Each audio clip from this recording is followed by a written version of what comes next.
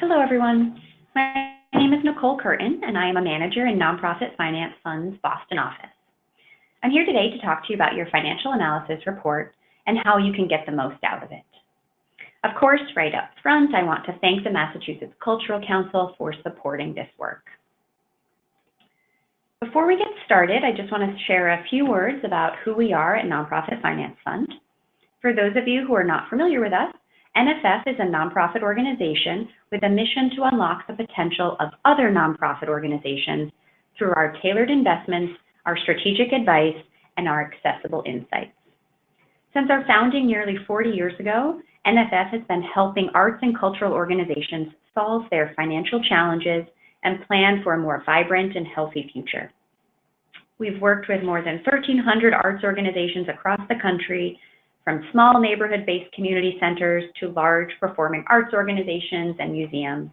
And we're thrilled at this opportunity to serve you through our work with Massachusetts Cultural Council. So to give you a quick overview of why you've been asked to listen to this webinar today and what I'm hoping you'll get out of it, in general, this webinar aims to provide you with a structure and approach to assessing your organization's financial health. So first, I'll give you a summary of how NFF approaches nonprofit finance so you can get a sense of the perspective we took when reviewing your financials. Then we'll go over in detail the financial analysis report itself, reviewing the format and the various components. And finally, we'll wrap up with some suggested uses for your report in order to communicate your financial health and resource needs with your various stakeholders. So first, at NFF, when we talk about an organization's financial health, we're typically focusing on two main areas, the business model and the capital structure. Understanding these two areas is important when evaluating financial health. The business model reflects how an organization makes and spends money in service to its mission, and it's found on your income statement, also known as your profit and loss statement or the statement of activities. It's also reflected on your budget. The capital structure, your capital structure, is found on your balance sheet and refers to the size and amounts of various resources that you have. Specifically, I'm talking about your assets, your liabilities, and your net assets, and how they work together to support your organization. Simply put, as you can see here, we're defining a healthy business model as one that can deliver consistent surpluses, which bolster and build an organization's capital structure. And relatedly, a healthy capital structure is one that has the right type and the right amount of flexible resources that can be reinvested in your business model as needed. Now, as we assess your organization's financial health, particularly your business model, we're going to be doing so with a focus on unrestricted operating activity, as we believe that this gives a more accurate picture of your regular, reoccurring business model. To illustrate this, we can look here at this sample financial statement, a sample income statement. And if we focus on an organization's 2018 results here, you'll see three bottom lines. We have our results without restrictions, our results with restrictions, or those temporarily restricted dollars, and the total.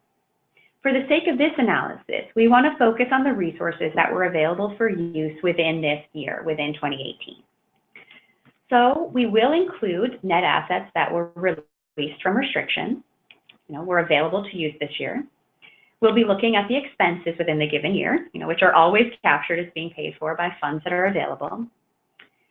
And so we'll be paying closest attention to your unrestricted activities, those unrestricted results. This is not to say that temporarily restricted resources are not addressed or not included, but they won't show up in your business model graph. So I want to make that very clear up front. An additional component of our assessment is looking at your operating versus non-operating activities. Just like with our focus on funds that are available for use in a given year, we want to look at regular, reoccurring activities that are core to your business model. What you see here are some common revenue categories that might be up for debate, as to whether or not they're operating or non-operating. So you'll see how we classify them, or we tend to classify them in general. Just like with restricted funds, anything we've classified as non-operating will not show up in your business model graph, those graphs that show revenue and expenses. But they will be included in our capital structure graphs and your assets and your liabilities. That is to say, we want to focus on the health of your business model, looking at unrestricted operating activities, but we aren't ignoring the impact that these restricted, or in this case, non-operating activities have had on your organization. So we're not going to be ignoring the result of these non-operating activities. Additionally, if we're excluding anything of note in your business model analysis, we will call it out in the report. And finally, I want to say, although this is labeled revenue, it also applies to any related expenses that have to do with these non-operating activities. So I've also included a sample balance sheet here, so I can again emphasize that nothing is excluded from our capital structure analysis. So cash, for example, if your cash is restricted or is the result of a capital campaign, we will note it to the best of our abilities. Additionally, we'll be paying extra close attention to your net assets, or your net worth, that is without donor restrictions. It's because we think of this as your organization's safety net and risk shield, and we want to make sure we're paying attention and highlighting what that looks like for your organization. So now that you have a little context for NFF's approach to finance, let's turn our attention to your financial analysis report. The report that you will receive will look similar in format to the one that you see here. We're going to go through this in a little more detail in a moment, but I first want to give you an overview of the layout. Your report will be 2 pages of visual and financial information, and it is divided into 4 sections. The first section includes some summary information at the top of the first page, followed by our business model analysis. On the second page, you'll find our capital structure analysis and graphs. And finally, you'll find 2 to 3 suggestions or highlights or considerations for your leadership team at the bottom of the second page. So we're about to go through a sample financial analysis report using this fictional case on Wonderland Performing Arts Center. You've also received a copy of their sample report as part of your resource package from MCC.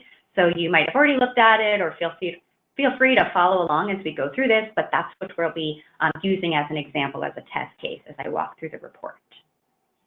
You can see here Wonderland's mission, some program information, some general operating context for us. Because just like each of your organizations, we're seeking to assess at least Wonderland's financial health, but want to understand something about the organizational context so that we don't forget that there is a real story, real people, and of course, real communities behind the numbers, so that we can, and we hope to incorporate that background where appropriate into our analysis.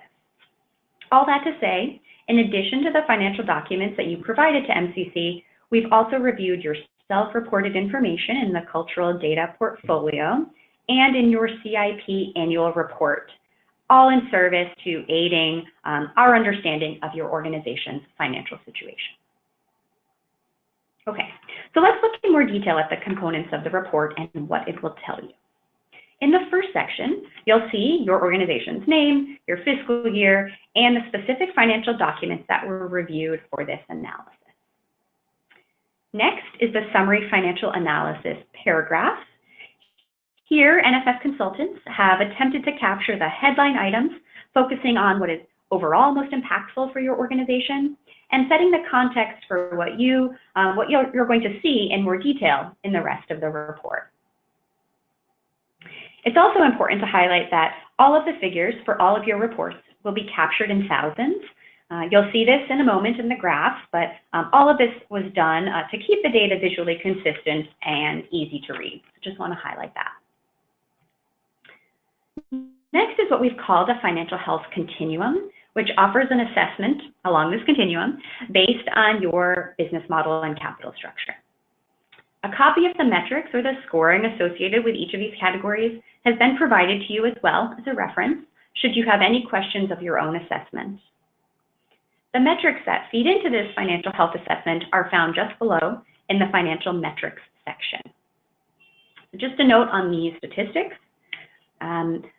We're capturing the number of pre-depreciation surpluses, in other words, excluding your depreciation expense if you have depreciation, And the second is an average of your pre-depreciation operating results.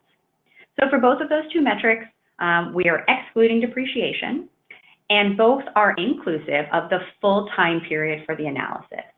So in other words, for this analysis for Wonderland, we're looking at 3 complete fiscal years as well as the current budget year. And all 4 of those years are included in these first 2 financial metrics. The next 2 metrics, months of cash and months of ANA, or available net assets, are averages of those metrics over the completed fiscal years. While the graphs that follow offer a picture of change over time and allow us space to note the drivers of this change as well as to define these acronyms, this snapshot summary is meant to give a high-level assessment of your financial health and how that ties to the financial health continuum above.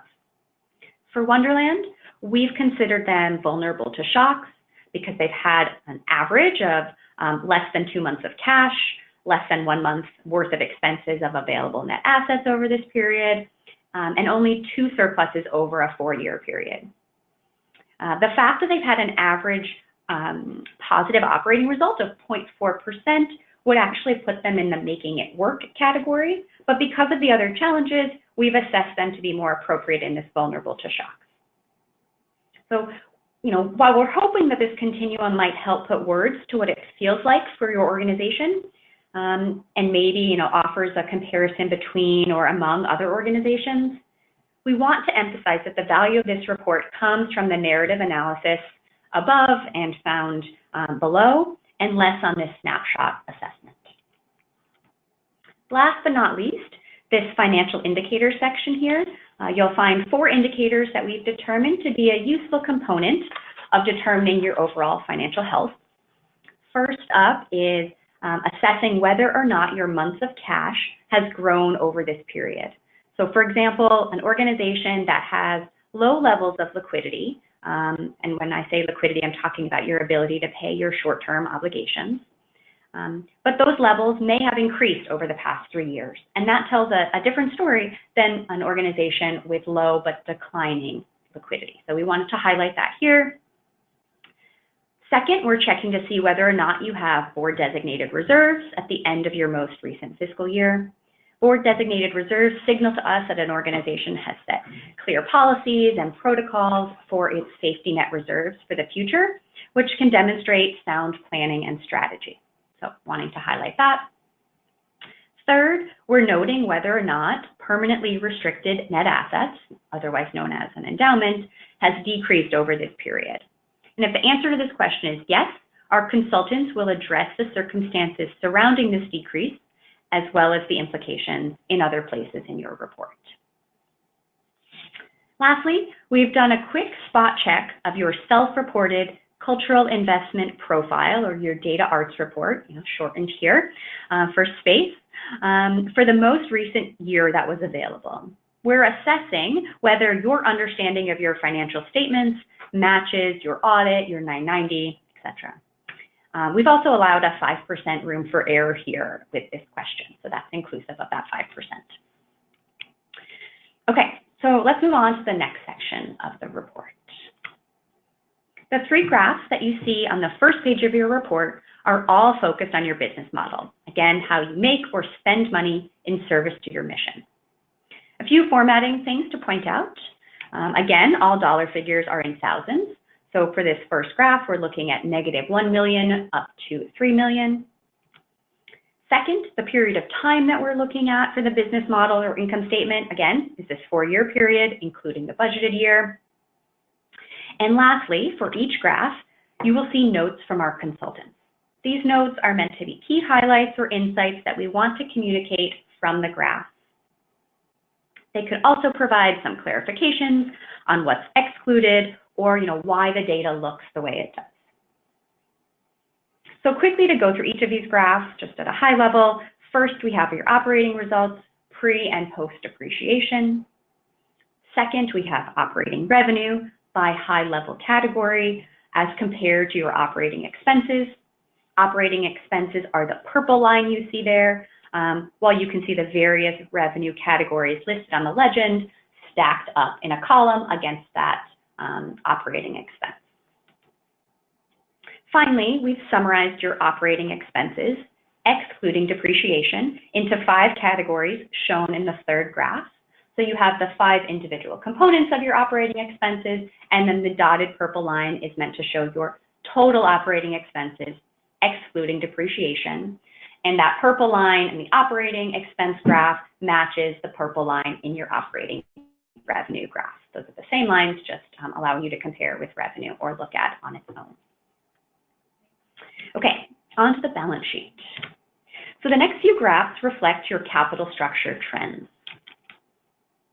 Again, the accompanying notes call out key dynamics related to each component of Wonderland's capital structure. To note, again, the fiscal years here do not include the budgeted year. We're just looking at 3 completed years. First, this total assets graph, total asset composition, we can see whether or not your assets have shifted at all over time and ask ourselves if your assets reflect what's needed to support your business model. Second, we have your total liabilities, and the scale on these 2 graphs should be the same unless otherwise noted, so we can see how much of your assets are financed by liabilities. For example, do we have high levels of cash because we haven't paid our vendors, and we could see a high payables balance in our liabilities graph, for example. At a high level, these 2 graphs show us what Wonderland owns and what Wonderland owes. Our final 2 capital structure graphs depict trends in available and/or liquid resources. So the first graph is net assets without restrictions. Net assets are an organization's net worth, the assets that are owned free and clear and are not financed by liabilities. However, to be very clear here, we are not including a graph for restricted net assets. We're only looking at net assets without restrictions. We're doing this because these resources, or lack thereof, are the ones that support or stress or cause stress for organizations if they're not there. So we want to remove those net assets that are restricted by donors. We just want to focus on the unrestricted net assets. However, if an organization has net assets with restrictions and it's material, we will make sure to have included that information in the notes, calling attention to what is not in this graph. While net assets without restrictions are seen as a cushion against risk, we need to assess if they are truly accessible and liquid, like cash, or soon to be liquid, like your receivables, or if they are, so to speak, trapped in your fixed assets and would not be easy to extract any value from, any resource, cash from, so to speak. Like your equipment would need to be sold before you could turn it into cash. So thus, we've divided your net assets without restrictions into these 3 categories. Finally, we connect this, your earlier asset graph, specifically cash from your asset graph, and the available net assets seen here with the below liquidity and availability graph.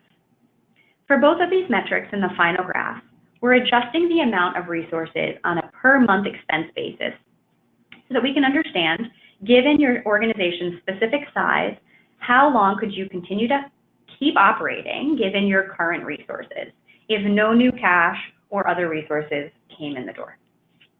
So months of cash over this period is your cash balance, again, from the previous graph, divided by average monthly expenses during the given year. And we use this to assess your organization's ability to cover short-term obligations and pay for those day-to-day expenses. Months of available net assets is calculated using the available net assets from the first graph on this page, divided by average monthly expenses. This is a more conservative estimate because even though it includes other liquid assets besides cash, so it also includes soon-to-be liquid assets or assets that are easily converted into cash, as in anything essentially except for property and equipment. So even though it includes those things besides cash, it does exclude assets that are restricted by your donors or financed by your liabilities. So for example, it excludes any cash that was accessed through debt. That would not be included in your available net assets or your month's available net assets. The end result here is a pulse check on your organization's true safety net when looking at these months of available net assets. And it helps shed light onto whether or not your organization, any organization, has the ability to navigate successfully through risk, or, on the flip side, having the resources to pursue new and exciting opportunities. The last component of your financial analysis report will be a series of questions or considerations for your leadership team. These are tailored to your specific organization, to the specific observed trends or issues that you yourself raised in your narrative or in other supplemental documents. And we hope that you'll find these suggestions to be a valuable starting point when considering next steps or areas to focus on in the future. Okay, so finally, as I said in the beginning, one of the goals for this overview was to provide you with some suggestions for how you can leverage and use this report.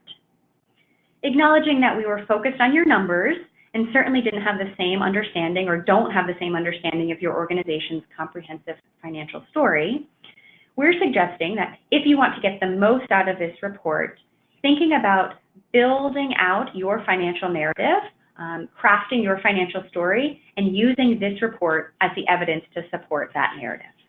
Use this report to connect your numbers with your story on your mission, your context, your actions, etc. Consider this report as part of your toolbox for communicating your financial story. Use this to convey your organization's past, present, and future financial needs. So who could you share this with? Your board or staff might find it valuable as a reference during budgeting or planning, or when bringing on new team members, bringing new members up to speed. Sharing it externally could be valuable as well, depending on your relationship with funders or partners. This document, coupled with a tailored financial narrative, could demonstrate your need and your financial strategies for achieving on your mission. Lastly, this report, coupled with knowing and owning your financial story, is about communicating the journey you took to get where you are today. That journey can be bumpy, and that journey can certainly still be in process, but it's important to celebrate our wins and to explain and acknowledge our, so to speak, red flags. If your report shows that you're encountering any problems, perhaps some of these that are listed here, I would encourage you to continue to face those challenges head on when you're conveying your financial story. Be frank about what's causing the challenge and use this as an opportunity to talk about your path forward. Thank you for sticking with me if you made it this far. I'll close by saying that I hope your financial analysis report can be a resource to your organization that leverages your existing data and takes a look at the broader trends in your business model and capital structure for the purposes of financial management and strategic decision making. Thank you so much.